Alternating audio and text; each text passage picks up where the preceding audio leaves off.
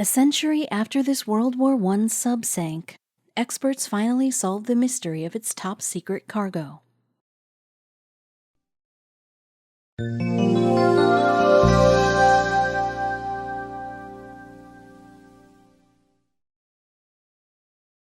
It's November 1917, and World War I U-boat captain Günther Wigankow and his crew are cruising in the North Sea. They're on the hunt, looking to find and destroy British shipping. The sub surfaces to make radio contact with base.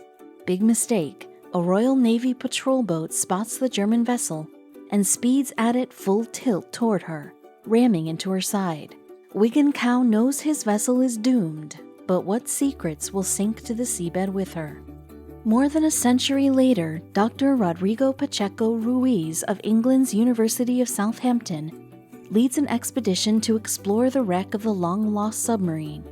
The stricken sub lies 150 feet deep, but a team of hydrographic surveyors and maritime archaeologists score a notable first. They capture the first images of the German submarine UC-47 ever seen, since it slipped beneath the waves in 1917. The experts actually used 2 underwater robots to survey the rusting remains of the sunken submarine. This allowed them to take video footage of the wreck and to create stunning 3-dimensional images using advanced echolocation devices. Now we can all view astonishing images of UC-47 in her final resting place, deep below the surface of the North Sea. Dr. Pacheco-Ruiz and his team hoped that their exploration of the wreck would help to solve a 103-year-old mystery. After the submarine sank, according to some accounts, British naval authorities made determined efforts to salvage something from the wreck. The German military authorities certainly seemed to have believed that the British found something, an item of extremely high value. But just what was it that the Royal Navy was so anxious to retrieve? Dr. Pacheco-Ruiz and his experts believe they might be able to solve the puzzle. In a press release from the University Center for Maritime Archaeology, the team leader described the work that went into their survey of the UC-47 wreck. Dr. Pacheco-Ruiz said, "Today the vessel is only marked on the navigation charts as a shipwreck, and until now very little was known of the submarine's condition. It has been a privilege to be able to explore a wreck in such good condition and have the opportunity to find out more about its past. And that's obviously the most intriguing element. Just what did happen when the UC-47 sank, and in the days afterwards? What was it exactly that the British sought so keenly? To get to the bottom of this mystery, we first need to understand the story of that German submarine UC-47. For starters, what she was doing in the North Sea off Britain's Yorkshire coast in November 1917. Well, during World War I, the Germans built and maintained a large fleet of submarines. They used them to sink as much merchant and naval ships as they could, a strategy the first started employing in the first few months of 1915. The Germans hoped to force the British into surrender for want of essential supplies. But the Germans called a sudden halt to their program of submarine warfare in late 1915. The reason? It was the sinking of the RMS Lusitania in May 1915. This was a passenger liner, and she was hit by a U-boat's torpedoes as she sailed towards the English port of Liverpool from New York. The ship sank in just 20 minutes, with the loss of 1,195 lives. Crucially, 128 of those casualties were U.S. citizens.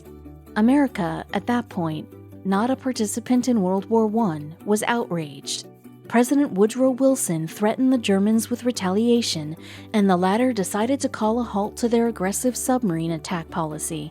But this enforced restraint was not to last. It came to an end in January 1917. From then, Germany's submarines again began to take a deadly toll on British shipping and other vessels bound for the country. And that is exactly the mission in which UC-47 was engaged when a British patrol boat encountered her in the North Sea in November 2017. In fact, the submarine had only been launched from the A.G. Wesser shipyard at Bremen in Germany's northwest in August 1916. UC-47 had then been commissioned into active service in the following October. But by the time she was sunk in 1917, she'd only been on active operations for 13 months. But they had been a very busy and lethal 13 months. As we've seen, the Germans had returned to unrestricted submarine warfare in January 1917, and UC-47, skippered by Captain Lieutenant Paul Hunduys, took full advantage of this freedom to attack and destroy. From January 31st until the beginning of October 1917, Hunduys and his crew succeeded in sinking more than 50 ships. Steamers, fishing smacks, sailing vessels, Navy trawlers, and even one British destroyer went to the bottom of the sea thanks to the efforts of the UC-47. Most of the destroyed shipping had sailed under the British flag, but there was also the odd Greek, French, Italian, and Norwegian victim. Captain Lieutenant Hunduys' reign of terror aboard UC-47 came to an end in early October 1917, and soon after, Oberleutnant Günther Wigankow took over as the submarine's captain. When he assumed the captaincy, Wigankow had every intention of carrying on from where his predecessor had left off.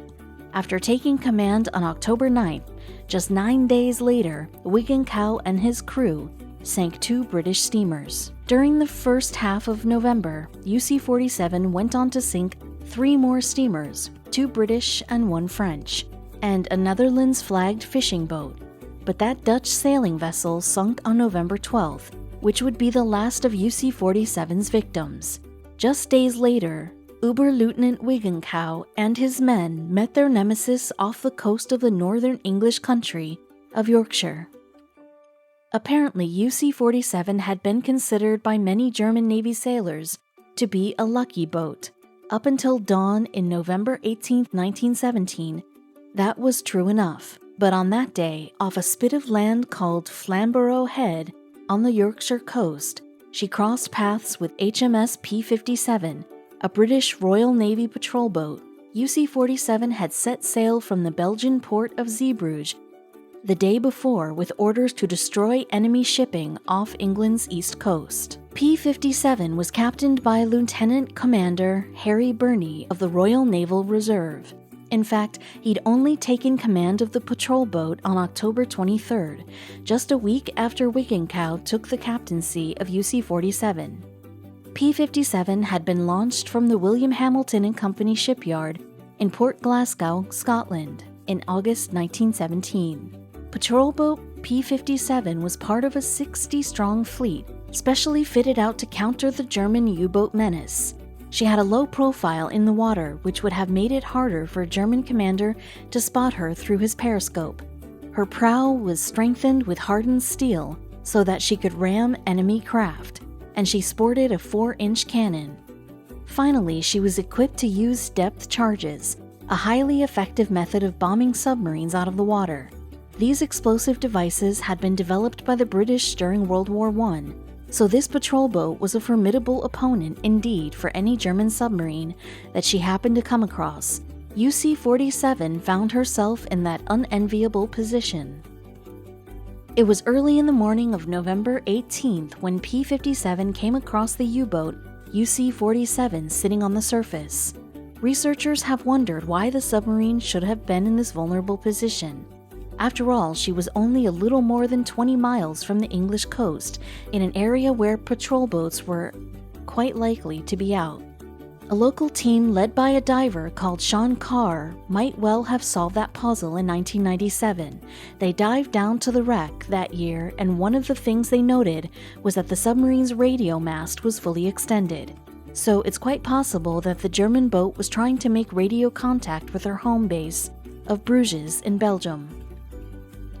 The first light of day had not quite appeared in the sky when a lookout aboard P-57 alerted his skipper to what he thought was a buoy floating in the sea.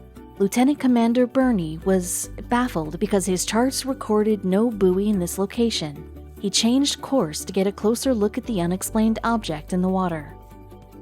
It quickly became apparent that this was no buoy. It was the conning tower of a submarine, and it was just 200 yards away.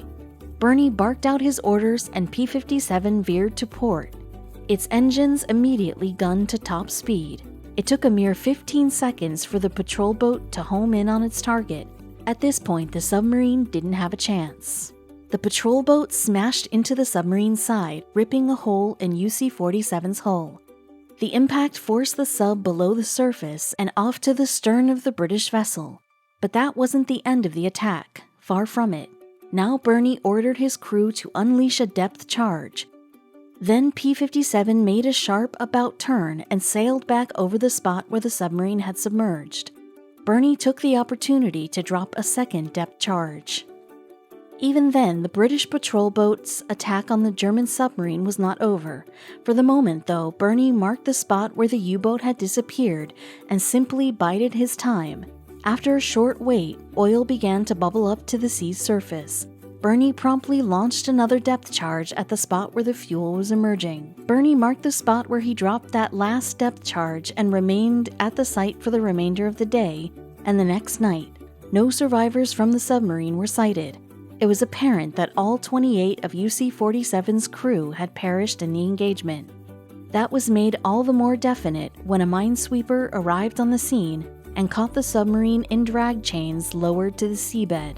The chains had an explosive attached which was duly detonated. According to an August 2020 account of the engagement, in the Independent newspaper, P-57 dropped yet another depth charge onto the stricken German submarine in the afternoon of the day after she rammed the U-boat. The patrol boat stayed on the scene for nearly 3 days and reported that air bubbles continued to erupt from the sea surface. The Independent continued its account by saying that the patrol boat carried on dropping depth charges on the already sunken submarine. It did this because it was impossible to gain entry to the vessel stuck 150 feet below the surface. But there was something in the German boat that the British badly wanted. Smithsonian Magazine, in a report from August 2020, pointed out that the British may have continued to depth charge UC-47 in an effort to force documents to the surface through the impact of the explosion. Just what papers had UC-47 been carrying that the British were so keen to recover? These secret German papers may have included code books and charts. They were the treasure that the British were hunting. You see, these charts would have detailed the positions of mines laid around the British coast. These minefields could be just as deadly to British naval and merchant shipping as the attacks of the U-boats. Indeed, the Library of Congress website notes that German mines sank about 500 merchant vessels, as well as nearly 270 Royal Navy ships. But here the mystery deepens. Could the British really only retrieve these vital documents by exploding depth charges over UC-47's sunken hull?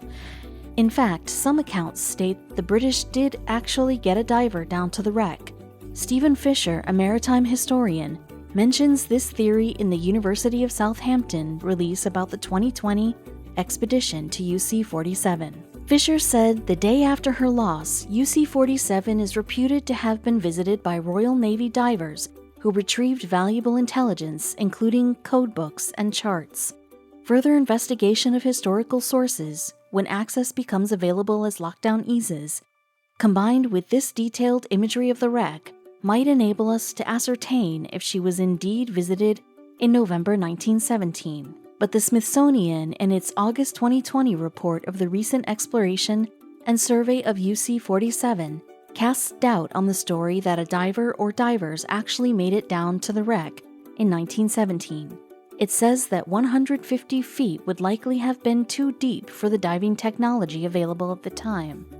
All the same, another source is in no doubt that there was a dive down to the submarine soon after it sunk. In his 2003 book, The Tin Openers, British author and diver Kendall MacDonald described the 1917 dive down to UC-47. He wrote that a Royal Navy diver called Dusty Miller, wearing the hard helmet used by divers of the day, entered the U-boat via its conning tower hatch. Reaching the control room, he retrieved a metal box that contained codes, logs, and the vital charts of 2 minefields. Further evidence that Miller may have descended down to the wreck despite its depth comes from an account of Sean Carr's 1993 UC-47 dive we mentioned earlier. Carr noted that when he explored the U-boat, the conning tower hatch was still open, as Miller had apparently left it.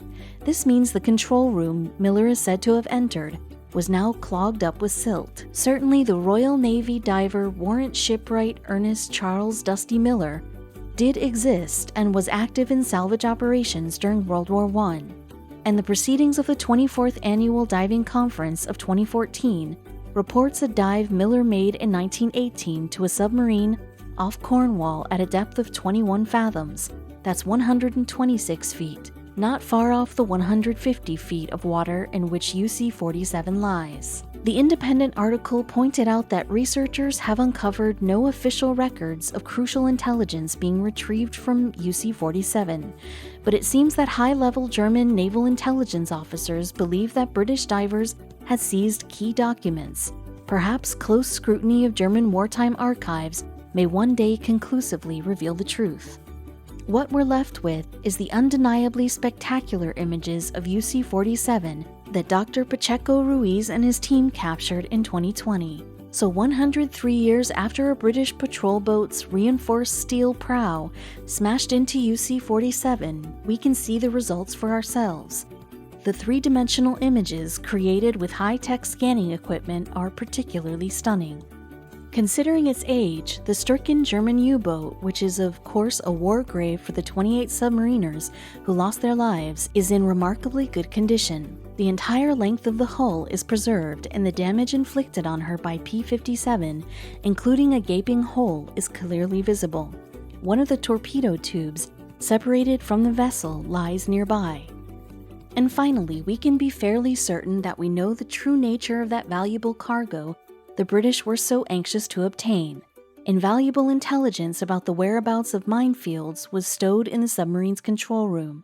Armed with the knowledge those charts held, it's highly likely that the Royal Navy would have been able to save many ships from sinking. So it's just possible that the efforts to retrieve those secret documents from the sunken hull of UC-47 could have had a material impact on the outcome of the war.